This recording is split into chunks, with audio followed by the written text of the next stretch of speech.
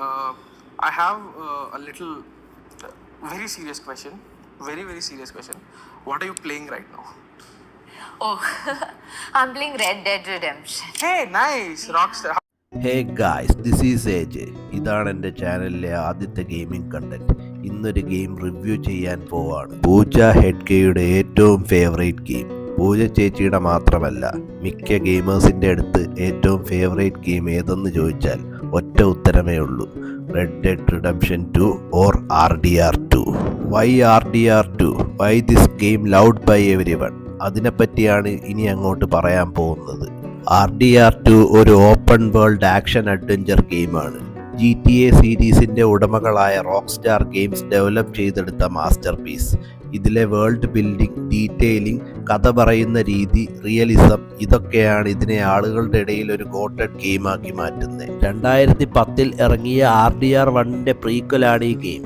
80s 90s കാലഘട്ടത്തിൽ cowboy കൾച്ചറിൽ ജീവിക്കുന്ന അമേരിക്കയാണ് ഈ ഗെയിമിലൂടെ അവർ കാണിക്കാൻ ശ്രമിക്കുന്നത്. അവിടുത്തെ കുപ്രസിദ്ധ ഔട്ട്ലോ ഗ്യാങ് ആയ വാൻഡർലിൻ്റെ ഫാമിലിയുടെ കഥയാണ് പറയുന്നത്. ഇതിലെ ഗ്യാങ് ലീഡർ ഡച്ചിൻ്റെ റൈറ്റ് ഹാൻഡായ ആർത്തർ മോർഗനാണ് നമ്മുടെ പ്ലേയബിൾ ക്യാരക്ടർ.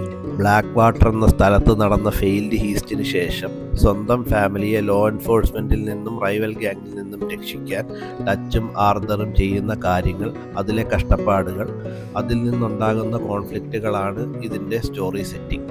ഡച്ചിനോടൊപ്പം നമ്മുടെ ഫാമിലിക്ക് വേണ്ടി ചെയ്യുന്ന മിഷൻ ബാങ്കും ട്രെയിനും കവർച്ച നടത്തുക, റൈവൽ ഗ്യാങ്ങുമായുള്ള ഡെഡ്ലി ഷൂട്ട് ഔട്ട്, ഹോളിവുഡ് മൂവീസിലെ കുതിരപ്പുറത്തിരുന്നുള്ള ചേസ്, സൈഡ് ആക്ടിവിറ്റീസായ ഫിഷിംഗ്, ഹണ്ടിങ്, ഫ്രണ്ട്സായിട്ടുള്ള പാർട്ടിയിങ്, ചീട്ടുകളി, ഇതെല്ലാമൊക്കെ ഈ ഗെയിമിലേക്ക് പിടിച്ചിരുത്തുന്ന ഫാക്ടേഴ്സാണ്. പിന്നെ ഉള്ളതാണ് എൻ്റെ personal favourite: exploration. Developers build ചെയ്ത വേൾഡിൽ കുതിരപ്പുറത്ത് എക്സ്പ്ലോർ ചെയ്യുന്നത് അന്യായ വൈബാണ്. ഒരുപാട് ഡിഫറെൻ്റ് എക്കോസിസ്റ്റം ഗെയിം കവർ ചെയ്യുന്നതുകൊണ്ട് ഒരു റിയൽ ലൈഫ് ട്രാവൽ എക്സ്പീരിയൻസ് തന്നെ കിട്ടും. അടുത്തതാണ് ഈ ഗെയിമിലെ ഡീറ്റെയിലിംഗ് ആൻഡ് റിയലിസം. അതാണ് ഈ ഗെയിമിനെ മറ്റുള്ള ഗെയിമിൽ നിന്നും വ്യത്യസ്തമാക്കുന്നത്. ഡീറ്റെയിലിങ്ങിനെ പറ്റി പറയുമ്പം ആദ്യം പറയേണ്ടത് ഇതിലെ ഹോഴ്സ് ബോണ്ടിങ് ആണ്.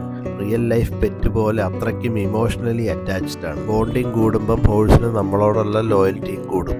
പിന്നെ ബോഡി ഡിസ്പോസ് ചെയ്യുമ്പോൾ ബ്ലഡ് ദേഹത്താവും. കണ്ണിൻ്റെ റിയലിസ്റ്റിക് റീകോയിലും റീലോഡും. NPCയെ ഫോളോ ചെയ്യുമ്പോൾ അവരത് നോട്ടീസ് ചെയ്യും. ഷൂട്ട് ഔട്ടിനിടയ്ക്ക് NPCക്ക് വെടികൊണ്ടാൽ അവർ രക്തം വാർന്ന് മരിച്ചു വീഴും. ഇങ്ങനെ മറ്റൊരു ഗെയിമിൽ ഇല്ലാത്ത ഒരുപാട് ഡീറ്റെയിലിംഗ് ഇതിലുണ്ട്. വെൽ റിട്ടൺ സ്റ്റോറിയും ഒരുപാട് ഫണ്ടും ഇമോഷണൽ എലമെൻസും ഉള്ളൊരു ലെജൻഡറി ഗെയിമാണ്. നെറ്റ്ഫ്ലിക്സ് സീരീസ് കാണും പോലെ ചില്ലൊക്കെ ചെയ്ത് സ്റ്റോറി ആസ്വദിച്ച് മൈൻഡ് റിലാക്സ് ചെയ്ത് എൻജോയ് ചെയ്യാൻ പറ്റിയ ഗെയിമാണ്. Finally subscribe my channel to watch my videos.